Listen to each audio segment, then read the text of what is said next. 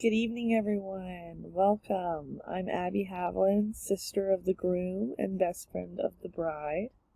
And it's time for me to give the speech that I frantically wrote down 15 minutes ago.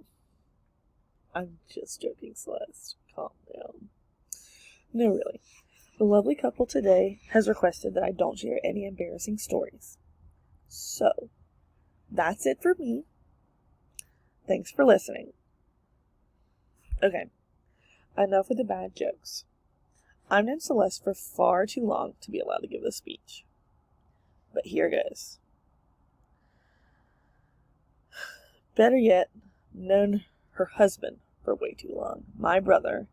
I've known him since he was in diapers, and I promise you ladies, he's just about as cute now as he was when he destroyed our parents' walls with Crayola markers. I know. Adorable. First, let me tell you just how much I love you both. From holidays spent in different states to living together, I've never seen a pair more truly meant for each other than the two we have gathered here today to witness. I'm truly grateful to have been able to bear witness to this love story. To Celeste. You know I'd kill for you. Harrison. Keep that in mind, buddy. I love you like a sister, and I'm so glad that I've been able to keep you since 9th grade as not only my best friend, but as family. You've grown so much since your 9th grade year at Dorman Freshman Campus, and I appreciate you allowing me to make fun of you for all of these years after. I appreciate the late-night phone calls, the late-night tearjerkers, and especially the many countless hours of watching Grey's Anatomy until our hearts are both terribly disappointed in love. To Harrison, I can't say you're my favorite brother because that would be a wedding day bias, and Grayson would kill me. I like life. Instead, I just wanted to tell you how proud I am that you've kept a girl for longer than 5 months.